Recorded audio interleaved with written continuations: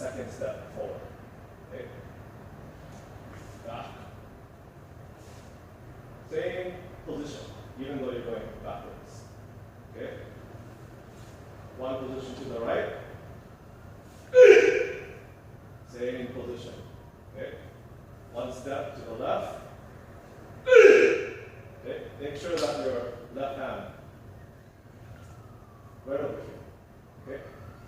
very similar feeling to if you're holding somebody out with your left hand low. Okay?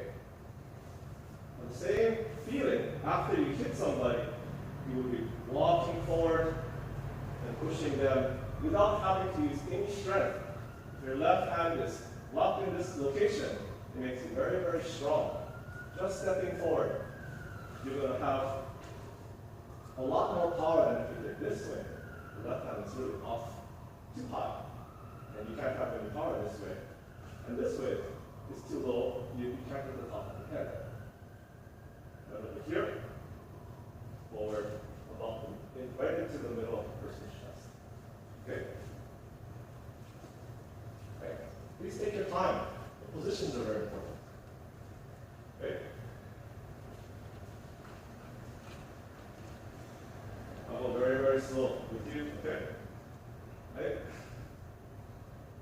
Okay, let's all follow together. Each. Okay? Knee. Good.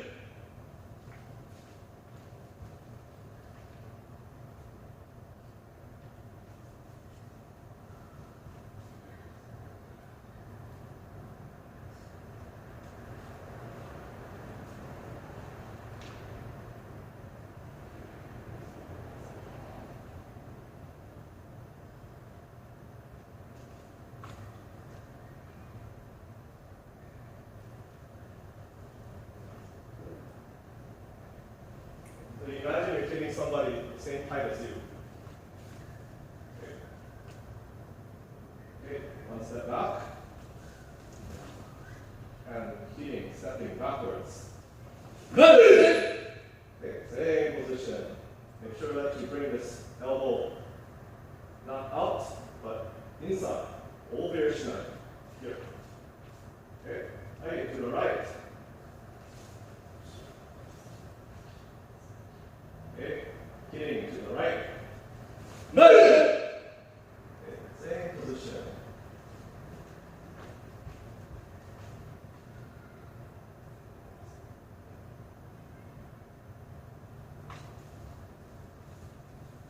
Okay, to the left.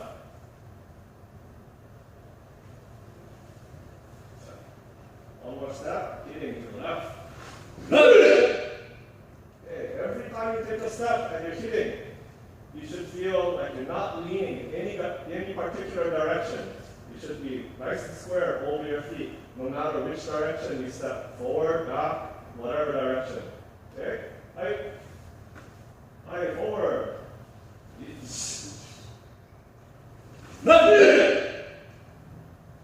Up.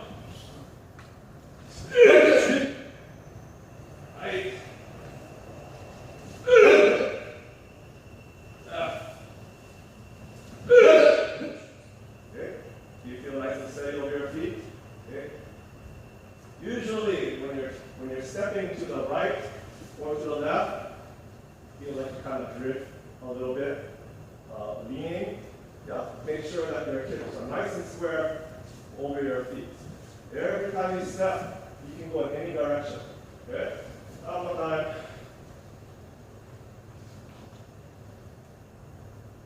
Right, forward. Big man. Hey, back. Big man. Right, to the right. Big man. To the left. One more time. Big man. Right, forward. Your arms are starting to fold up in anticipation of hitting me. That's just telling your opponent, I'm coming right now. Attack by using your feet, but let your hands stay home. Relaxed, soft. Soften the shoulders, soften the elbows. Okay? Original position. One step forward. Hi, big man. Back. Big man. To the right. Big man. Okay, to the left. Big man. Okay. Right. I want to make a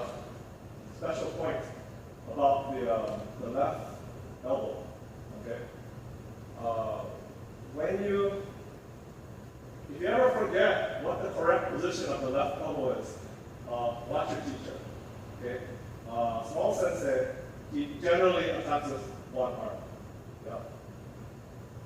One arm attacking, your shinai is twice as heavy. Right? His movements are very, very efficient. Yeah. He has only one hand on the shinai, so he has to have good mechanics to make that shinai go fast. Okay? If you have two hands, it's easy. Right? So when he hits, he never hits like this. That's weak. Right? You let your elbow come out to the side while you hit, then all of the pressure is on your wrist to try to control the shinai. Okay? If you want to hit easily with just one arm, you have to keep everything kind of lined up. Okay? You don't overextend this way. Man. You don't let the elbow come out. Man. You extend it, and you try to keep everything lined up. Okay? So that's true if you, definitely true if you have only one hand on your shinai. But if you use both hands on your shinai and you keep your elbow lined up, it's going to make you that much stronger without having to use any extra strength. Okay? I'm probably like twice as old as you or more, and have arthritis and all kinds of injuries and things. As I get older and older and weaker, efficiency is really, really important to me. I don't have strength to just do waste. Yeah.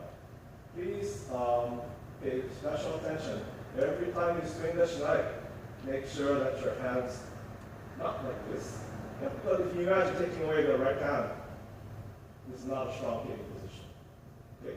Even though you use two hands, go ahead and imagine what the correct position would be with your shoulder relaxed, your elbow straightened and extended, and your right arm is just naturally helping everything along.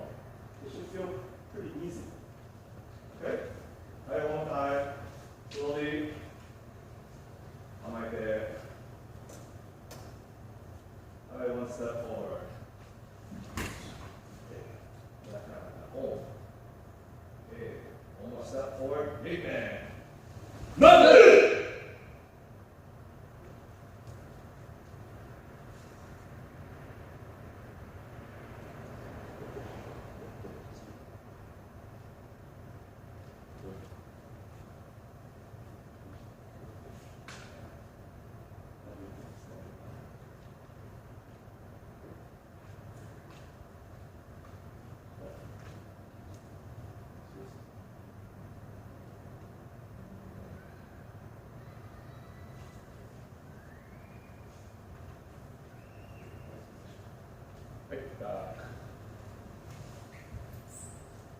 Okay. One time. One step forward. Okay. Bang. Okay. One step back. One step back. Bang. Right. Boom. Hey, one more time to the right. Can you make? Square over your feet. Eye to the left. One time. Big neck. Good. Good.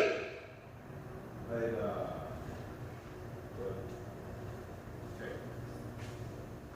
When you do your suburi exercises, yeah, they're not just exercises. Yeah. A lot of people, we think that when we do suburi, it's kind of like warming up exercises. But suburi is not just exercises. Suburi is tender. Yeah. So make sure that when you practice suburi, don't just look at the upper part of your body. Man, try to look at the biggest part of your body. Okay? This part. It's the heaviest, biggest part of your body. Yeah.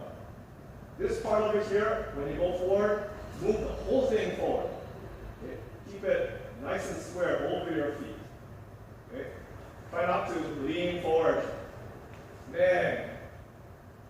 Here. Right? Backwards. Same thing. Okay? You change the posture, you're going to lose posture. last time.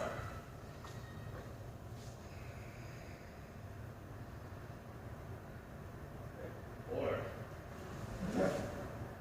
Big man. Back. Big man.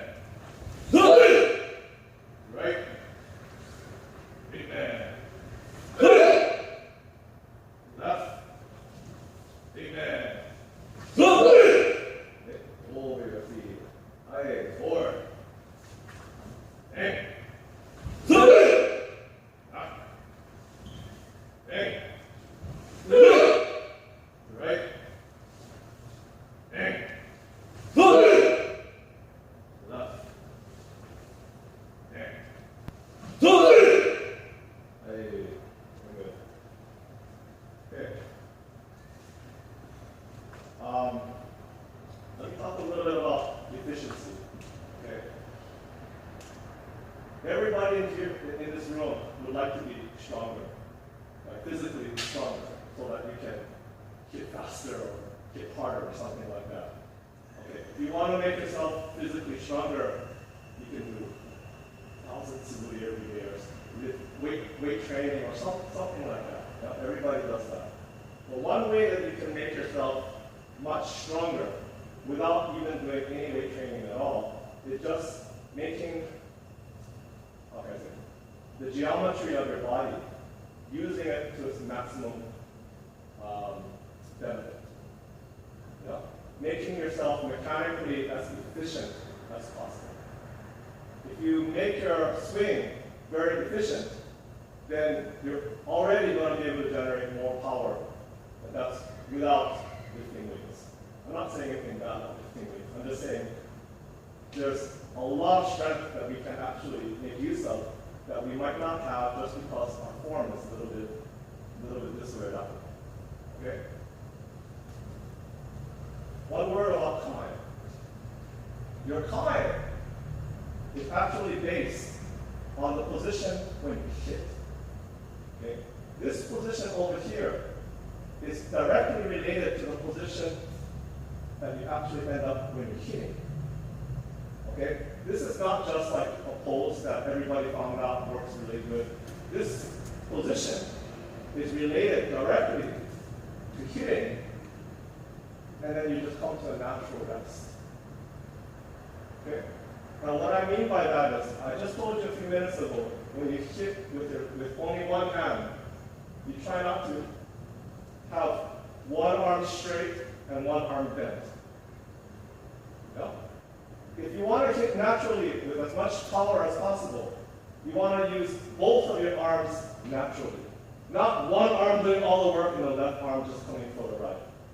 Okay? You want to have your left hand and your right hand both doing the work. It's about 50-50. Okay? Now, if you end up hitting like this, your right hand is fully extended, but your left arm is not. You're not making use of the length of your left arm. Man, that's a shame because actually the left hand is in a power position on your shinai. The left hand is at the end of the shinai.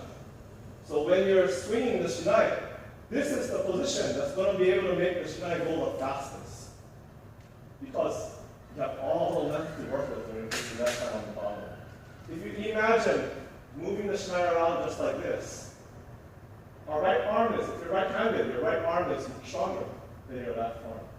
But in terms of generating power, which one do you think can generate more power? Hitting something like this, or moving the shinai all the way down to the bottom, making a bigger arc?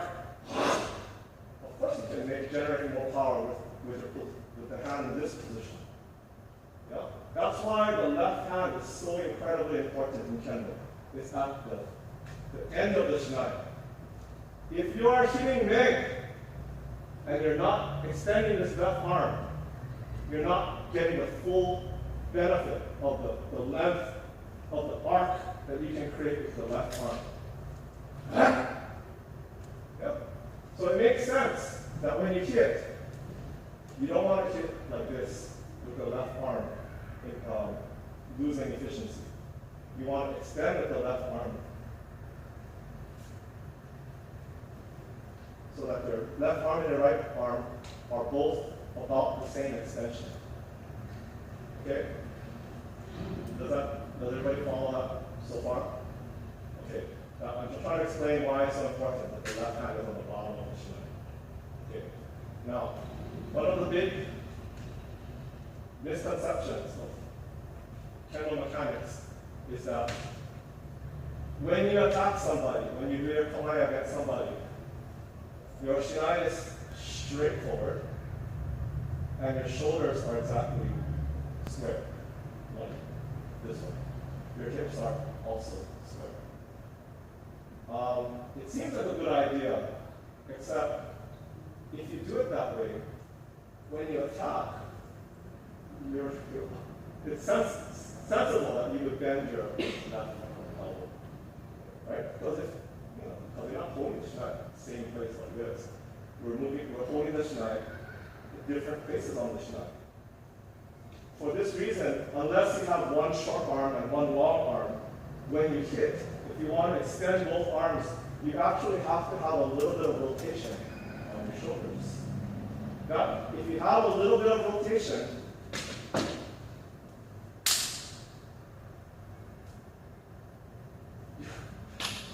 your body's going to go like this. You're holding the shinai in the same place, but of course it can be completely square. But once you have your hands in a different part of the shinai, you are going to have a little bit of rotation on your shoulders. Okay? If you follow that logic down to your feet, it doesn't make sense for you to have rotation on your shoulders and to have your hips completely square. Because then you're going to have a twist in your back. And your torso, you're going to be square over here and twisted around in the midsection. This doesn't make any sense. Okay. Our kendo stance when we attack people is like this. One foot is in the front, and one foot is in the back position. Right? Now, the left foot is almost perfectly straight. But because your hips actually move a little bit like this when you walk, it's okay. Some people disagree with me, but I think it's okay for your left foot to have a tiny bit of rotation here. Okay, that's the most natural. Okay? So, right foot forward, left foot in the back. This is too much. This is not going to make you have a strong attack. This is going to make you attack with your right side of your body. But if you bring your left heel in just a tiny bit, it will allow you to have just a tiny bit of rotation on your hips, and it will allow you to extend both arms naturally when you hit the neck. Okay? So, everybody's body is a little bit different shape. You have to play around with the geometry of your body to find out how much rotation, what feels natural. You should be able to move from one position to the next without thinking about it. Okay? But when you're trying to figure out what the angles are for your whole body, you do have to think about it. Take your time at home, in front of a mirror, experiment, and feel very carefully what your body feels like when you take these different positions. If you find that your correct geometry for your own body, you're going to find that almost immediately you have much more power. It's fun having more power. Yeah? Right. So, Judah. Okay. If you're used to having your shoulders exactly square, go ahead and rotate them a little bit and stick your hands out as if you're hitting men to see if you can extend both of your arms more fully when you hit. Okay? Your wrists do have to come up over your shinai because this is simply not an efficient and strong position to hit. If your hands are above your shinai when you hit, it's going to be a lot shorter. Okay. So extend your arms out. A little bit of rotation on your shoulders. And from over here, just drop your hands down, relax your shoulders into Chiba. Okay. When you drop your hands down, you don't rotate your shoulders or your hips back into a different position. It's simply you maintain this angle all the way from Chiba in. Okay. So there's not a whole lot of twisting of your body just to move your hands up and forward. Okay. When you go forward to kick leg, it should be a pretty kind of efficient feeling motion. It shouldn't feel like you're doing any kind of extra movement. Okay.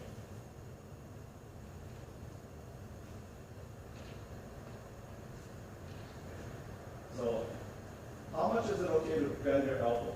Well, this is too much. Okay. I'm not saying that your elbow has to be exactly straight like this. Okay. If that feels weird to you, then you can back off. And a little bit of bend in the elbow is probably okay. And you're not going to lose a whole lot of power. Do something that feels natural. Okay.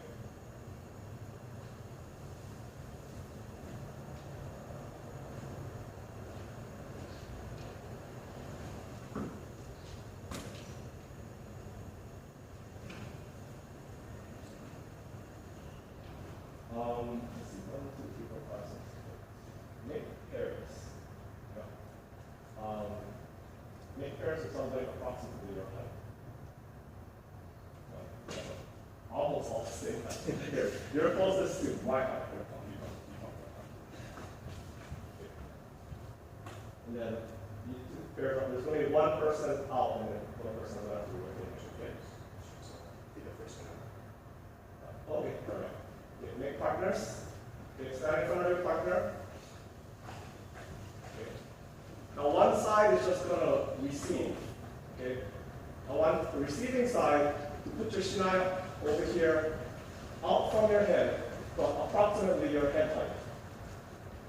Okay.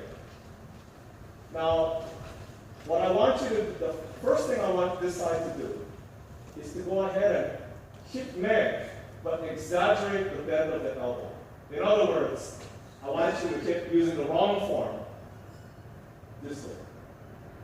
Okay? I know you guys don't actually hit like that, but I want you to feel the difference of hitting like this with an extended right arm and a bend on the elbow. Okay? And then I want you to play with this. Rotate the shoulders and do the same hitting, but hit with both arms more extended. Okay?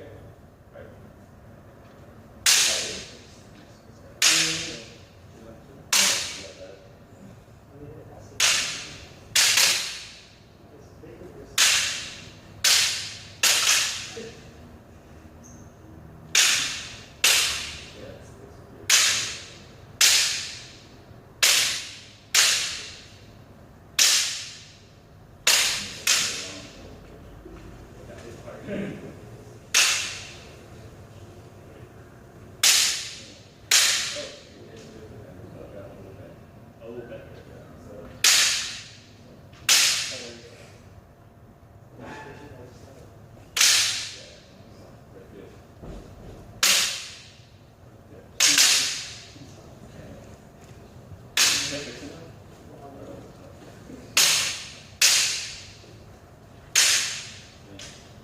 Good.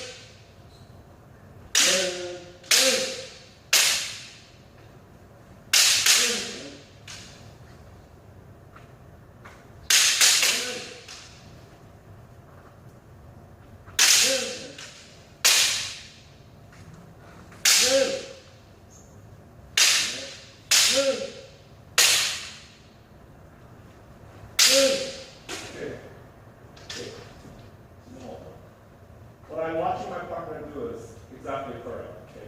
After he hits, it's kind of like moving his body around and trying to sort of feel what the different positions feel like.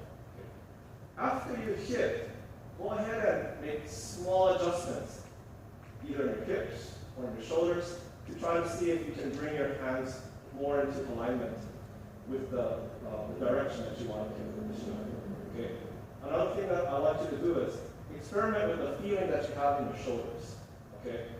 A lot of people think that in order to bring the shinai up, the shoulders have to go up.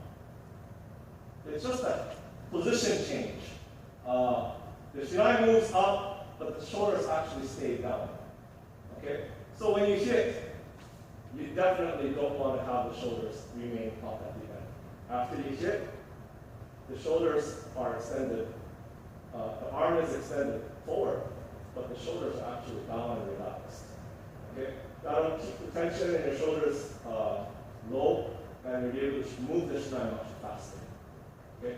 So after you hit, check to make sure, my shoulders are relaxed. And try to end up in that position. And down. Okay? Good.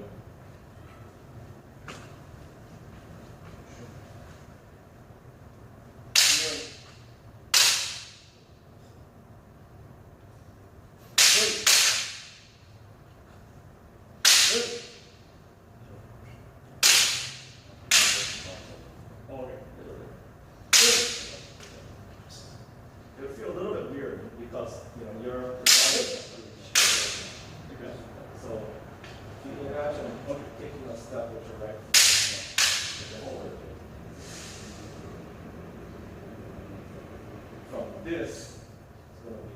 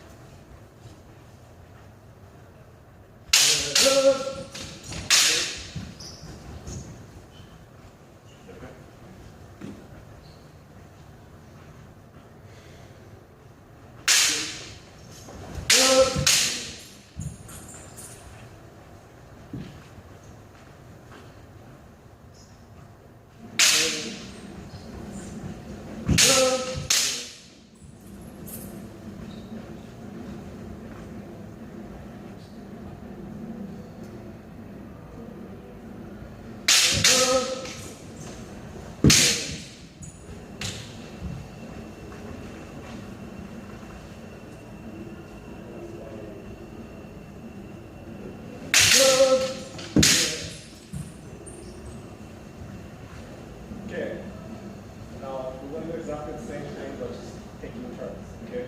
So the person on this side takes and go to approximately where the right line is. Okay. And then without rotating or anything, that side is going to hit coming back this way. I want you to pay attention to one thing in particular. Okay. When you do your hitting, okay, you always think about what the hands are doing, but don't forget that all of your power, you want to use all the weight in your body, is really going to be coming from the back side of your body. Okay? So instead of leading with the right hand and reaching with the right leg, make sure that the position of your hitting is such that you're grounded in the back. That way, you can use all the weight of your body going forward. Take your time, go slow. Make sure you push with your left foot. Your left foot is actually going to be connected to the floor the moment that you hit. Okay? That way you can imagine if you're just reaching with the right side of your body, you're only using like half of your body's weight. If your left foot is grounded on the floor and you use it going forward, you're adding all the weight of your body into the hip. Okay? So as you go forward and back, make sure that your left foot is grounded when you do your hitting. Relax up. All the way forward. Okay? Like, yes.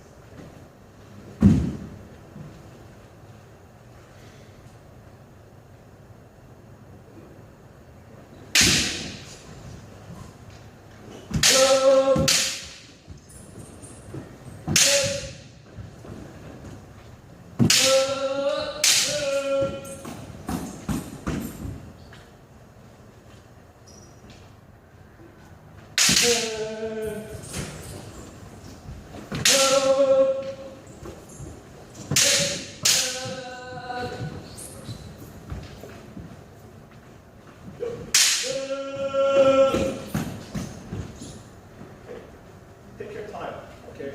When you're practicing kendo movements, yeah, a lot of the speed and power is going to come from the movement being natural feeling and familiar to you. Yeah? So first thing you want to do is make sure that, say, for example, you're relaxed, your movement is balanced, you're not straining or doing anything like that. So you don't really have to go fast. Okay? Just repetition is very important. You know, when you're learning how to drive, in the very beginning, they're like, okay, right pedal is go, yeah? Left pedal is stop. Right pedal, go, stop, okay? So you kind of like you just start learning how to drive like that. And then one day, like, some idiot comes right in front of you and almost crashes into you. Ah! Your foot just goes to the brake, and you do it really fast. And the reason why you can do that is because you've sort of like done it slowly back and forth like a million times. Just that motion kind of gets like written into your body. You don't really have to go fast to learn how to go fast. You have to learn how to make the correct motion in order to go fast.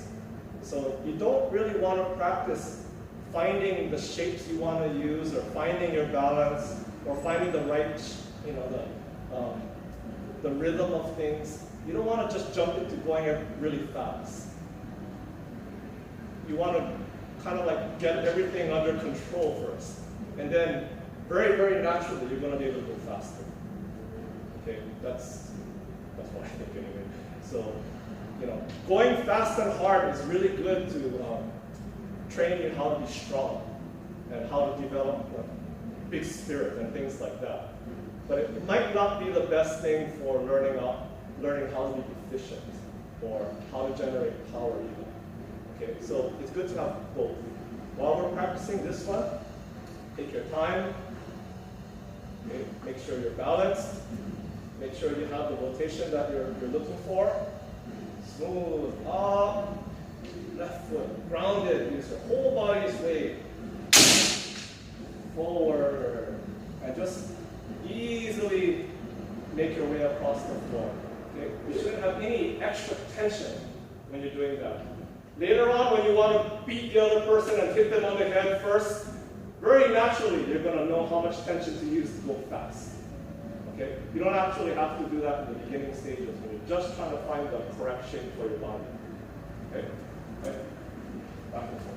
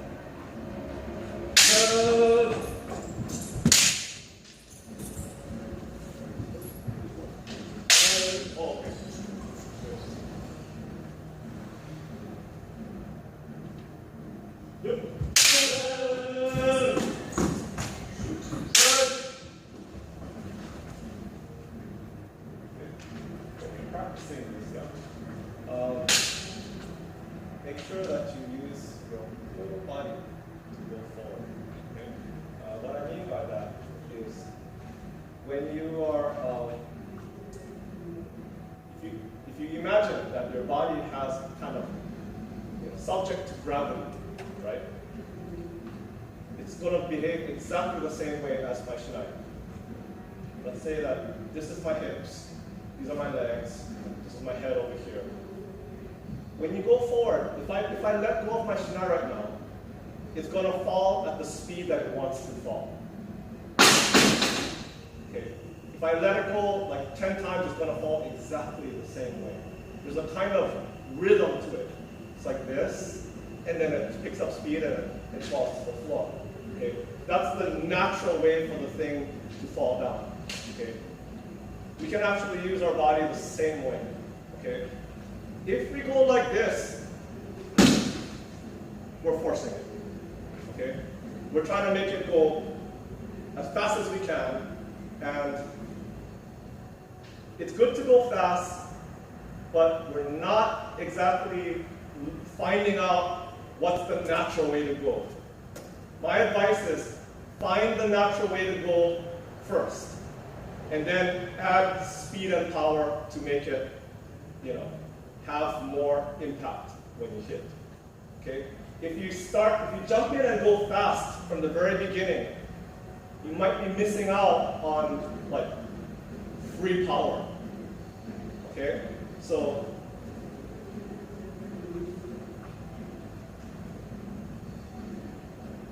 when I'm talking about going forward with my body, instead of trying to go fast, I'm just trying to let my body flow forward from over here together with my shinai. It should feel as easy as possible. Like really, really easy. Okay? Of course, when we try to go really fast, it gets harder because we're adding speed. But it should not be hard just to go slow. It should be easy. Okay?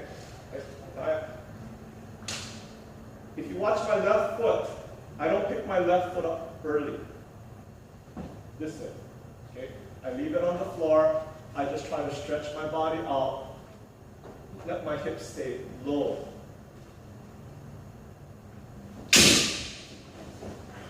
That should feel very, very easy. Okay? So try to practice going across the floor. Use your whole body. Use the weight of your body. And make it feel as easy as possible. You can always add speed and power in later. Okay? Right. Alternating stretching.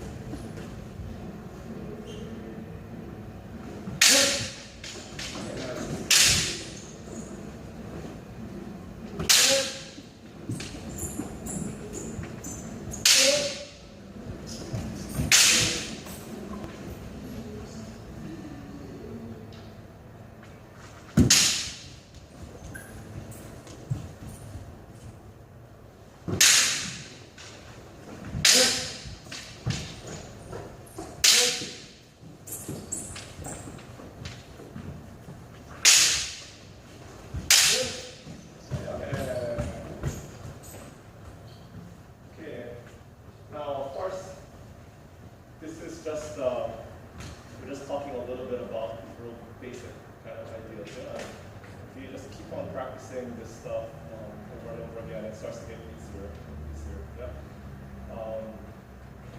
You folks all know how to do and receive Kikashi?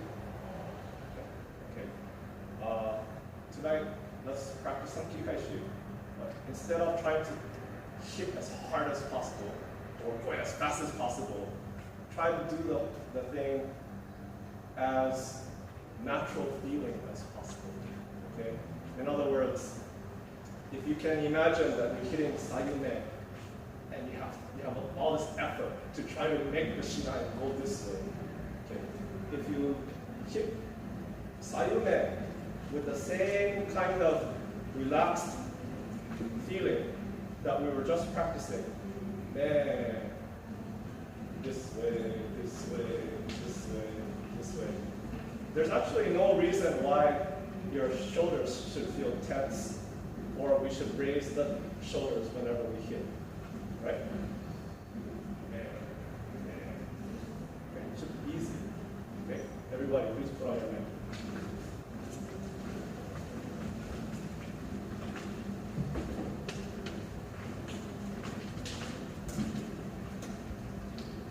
Practice finishes at 9:30, yeah? Yep.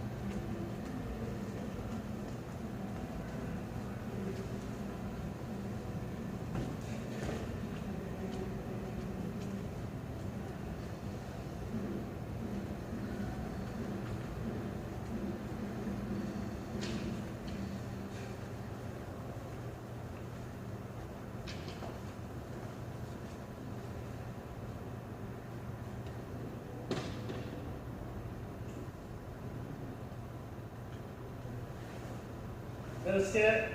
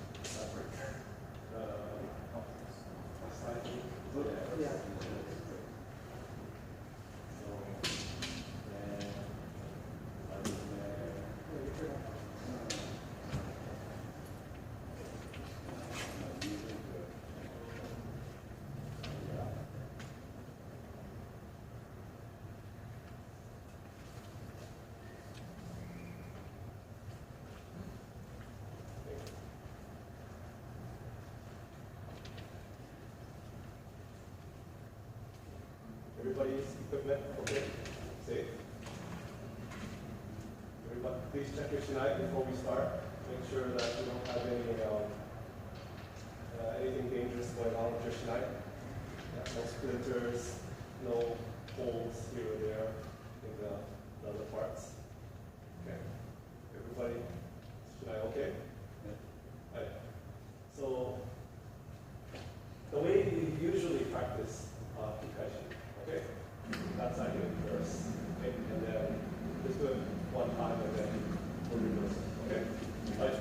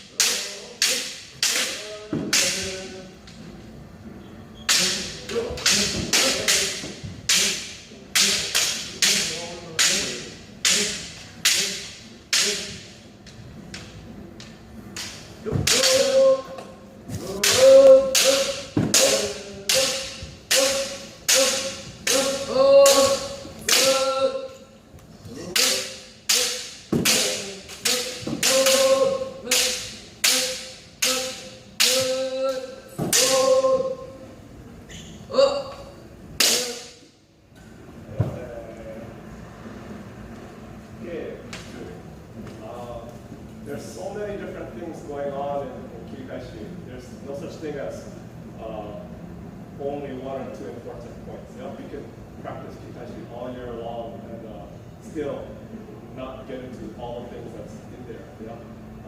But for now, I want to kind of go back to the thing that we were just talking about in terms of hitting naturally.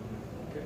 So, for example, when you first make your kamae, before you even go on the top, make sure that you use a kamae that feels like how we were practicing earlier. Okay, if your shoulders are completely 90 degrees to the direction of the shinai, then when you go inside and you hit red, you're going to be back to hitting like this. Okay. So you're not going to be able to make a strong strike as if you try to actually use the geometry that you've been experimenting with. Okay?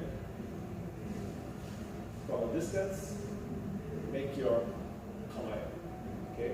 Step into your hitting distance and make sure that when you go and hit, man, it's not tight. Okay? You can go and do it slowly, but do it with a natural feeling.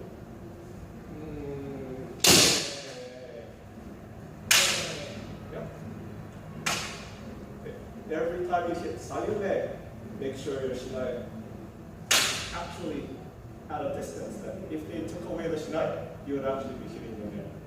Okay? If you do kikashi over here, actually the spacing is off. So make sure you're a little bit closer so that you're actually making contact with the head. Okay? Right, one more time.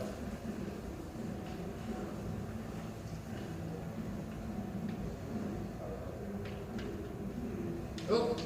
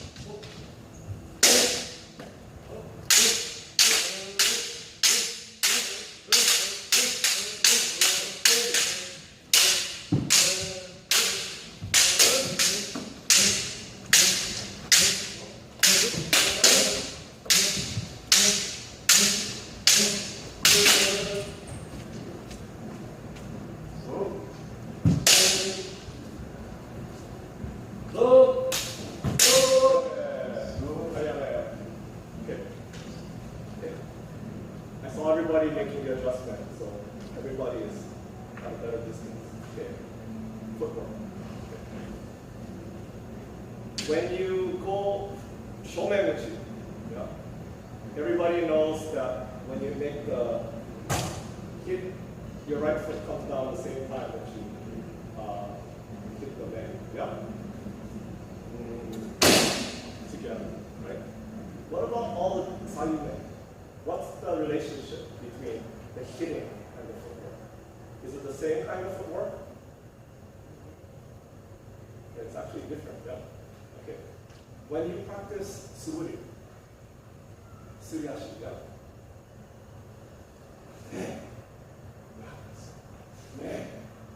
When you go forward, the striking is coordinated with the pushing foot coming to rest. When you're going back, it's the trailing foot coming to rest that's coordinated. So you actually you're alternating two different kinds of footwork in Kikaishi. Okay? Shomen-uchi is kind of fumikomi-ashi. It's coordinated with the front foot stopping. All the suriashi is going to be, all the sayume is going to be the same kind of footwork that you use in all the different kinds of suri. Okay? Sliding footwork.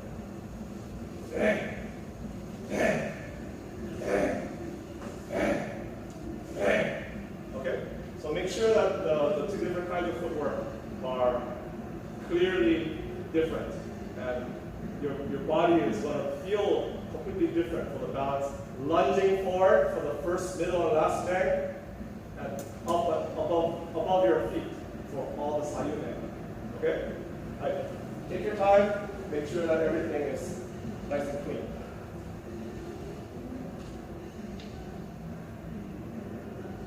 Oh.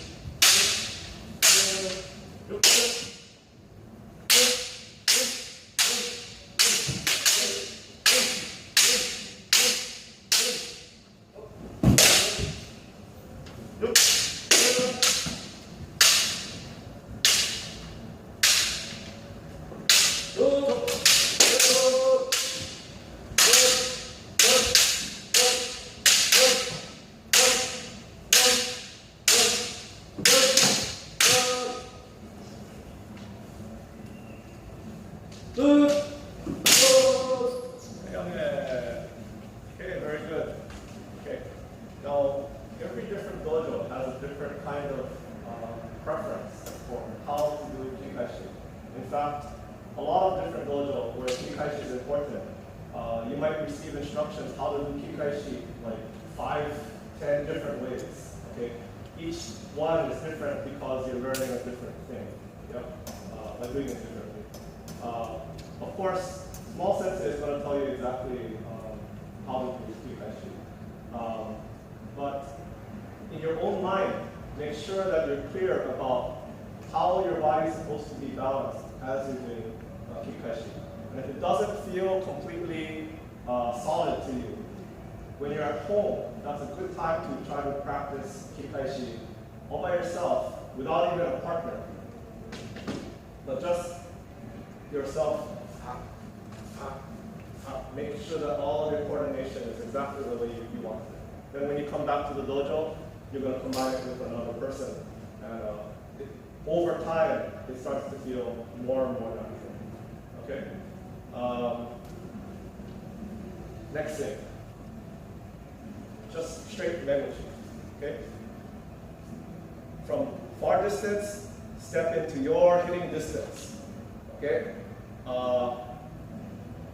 Fumikomi ashi. Up. Hit coordinated with your right foot. Make sure that your body doesn't. This way. Upright. And straight. Okay? Each side. Hitting man. 6 times. 6 times per person. 6 times per person. So this side, bang, bang, bang, bang. 6 times, and then other side. Okay? Take your time, make everyone good.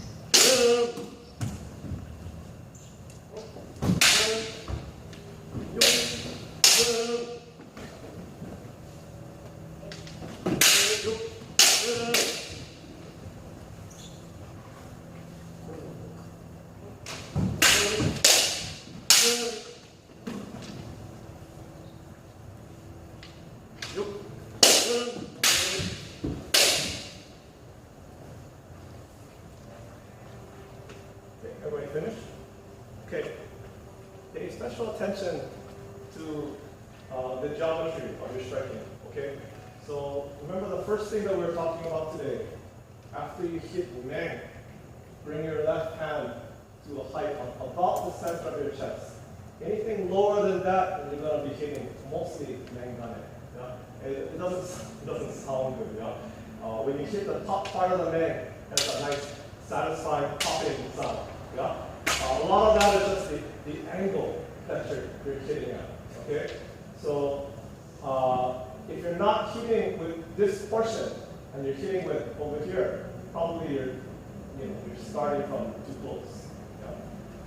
Find the distance that when you step from one step in, you can hit. Yeah? There. And make sure that you're hitting the number. Okay? The spacing is very, very important. Right, one more time, 6 times each.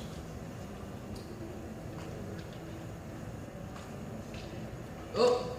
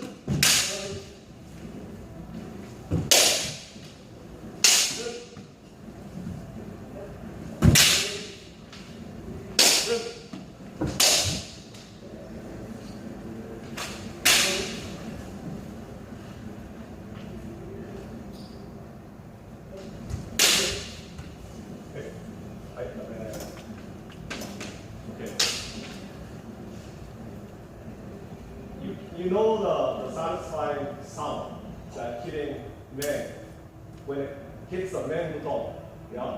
And this sound over here, very rarely are you going to get credit for a good point if you hit the men down, yeah?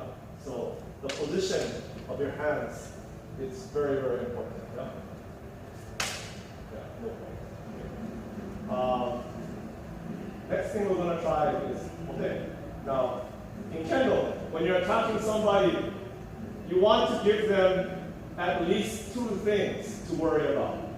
If I told you, I'm going to attack your neck, and then I go ahead and attack your neck, of course they're just going to block me every single time. Okay? You're going to have successful attacking if your opponent doesn't know what you're going to attack. Has to be at least A or B. Can be more, but at least two things. Okay? So a very basic way to practice attacking kote is to make the beginning of your attack look the same as your men.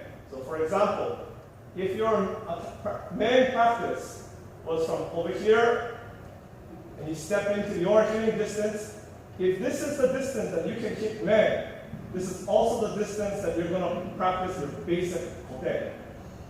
Okay? When you step in, your opponent not supposed to be able to tell if you're going to attack men or kote. If you always step into here to attack men, but you always attack your kote from over here because it's close enough that you can reach, it's like your opponent has ESP. They know exactly what you're going to attack just from the distance. Okay? So a basic way to practice is to practice both your men and kote from the men hitting distance. Okay? Now, men is over here, kote is closer. That means that the step that you go inside is going to be smaller. Make sense? Right? In terms of spacing. Find your hitting distance for men. Over here, it's a long step. You're touching kote from the same distance, it's a shorter step. Okay? The beginning part looks the same. The ending part step is different. Okay? Like kote, 6 times each side.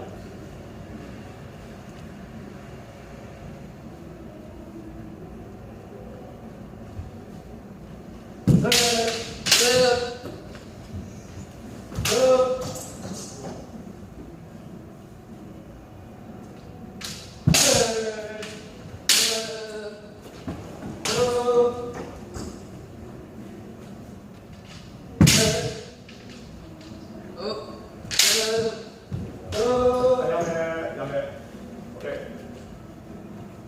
Hitting neck, we talked about this angle, right? Hitting kote is very, very similar. If you hit kote by dropping your hand too low, you're not going to get a nice, strong connection. Okay? Hitting kote, the ending position is actually over here. Okay? Chudan, your left hand starts over here, but when you actually do your hitting, your left hand extends out. Okay? So you don't start over here and go, okay, end up in the same position. You go reach out. Okay? That way you can generate much more power. And just like how,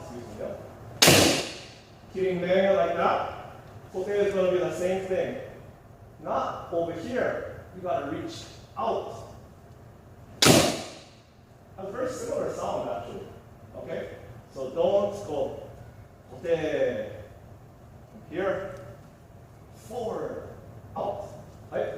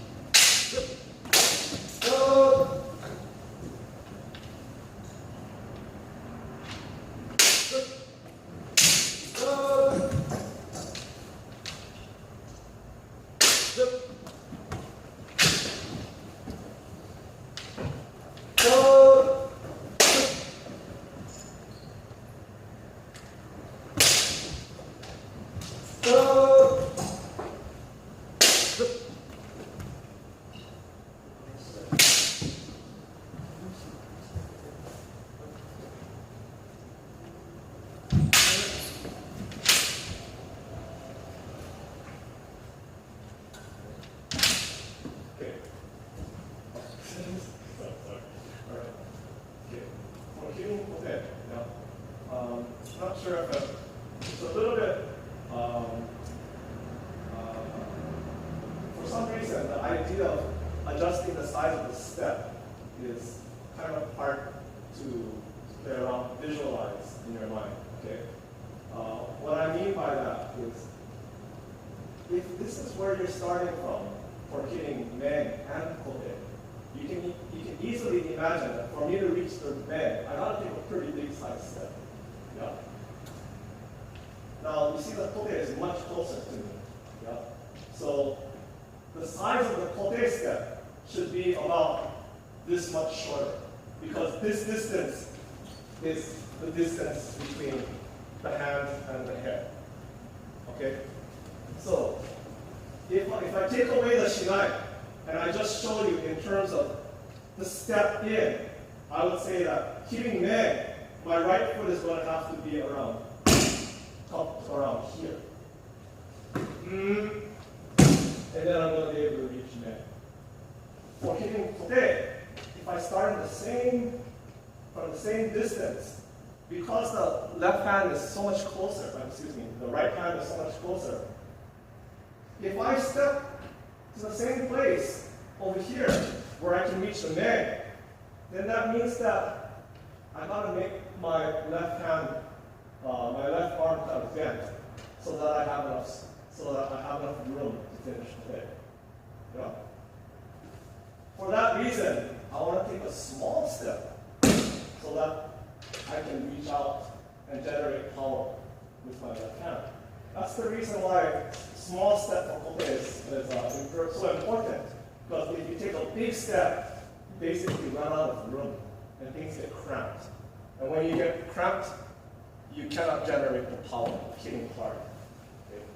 I'm not saying that I want you guys to hit hard like that, but with snap, snap comes from extension. Yeah. So from over here, stepping over here, it's a really small step.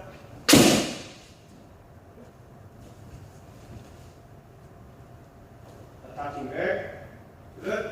Actually, it's there. It feels like you're attacking there, but it's actually a small step there. Yeah. That's the basic idea. So we ran out of time, but I just want you to start thinking about the difference in spacing that you can make with just the size of your steps. That will free your hands up to be able to reach out and hit things in a very natural way. You don't have to make like small, kind of like tight-fitting shapes for hitting the kote just because you took a big step in. Right? That doesn't actually make sense. It's actually easier to take a small, shorter step to attack kote, right? So that kind of stuff, I think, is fundamental. You put it into your practice. You do it over and over again, so you don't have to think about it. And pretty soon you can extend for hitting anything you want. Okay? Right? Towards each other. Judan. Judan no kamae. Right. Same. Down. Oh. Right.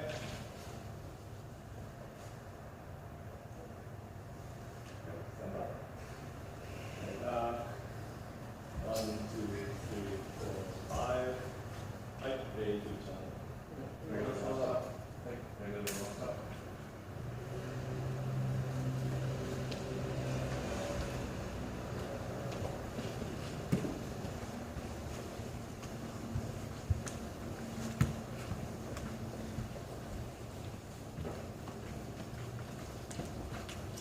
I want to put a big asterisk next to the entire practice tonight. Yeah? Kendo culture goes like this. There's a million different ways to do the same thing. Yeah? Do it the way your teacher tells you to do it. Yeah? Small Sensei, he really knows Kendo. He's an excellent teacher. He has a very, very unique way of doing his own Kendo but he also has a very deep understanding of how other people do their kendo. Yeah. He's really going to guide you the right way. So anything that I said tonight that might contradict something that he tells you later on, it might be because it's like different parts of a similar thing at a different stage or something like that. But actually it might be very similar. You might see it again some other time. But he knows you the best. If he tells you, no, don't do it like that, do it like this, go ahead and do it like that. He knows what he's talking about. Right? Checks out.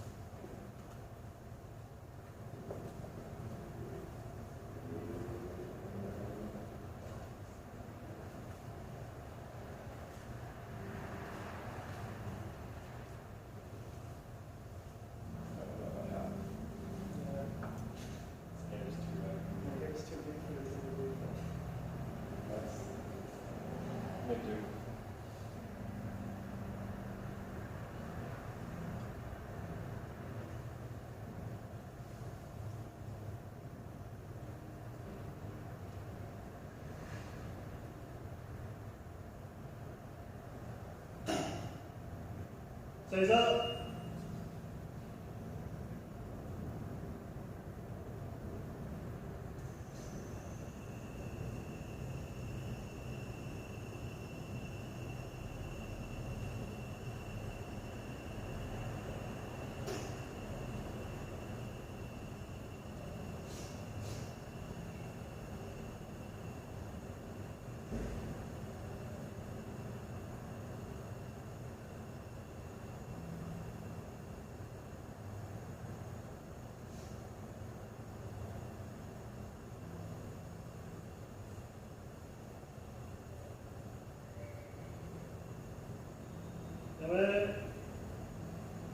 Sensei, right?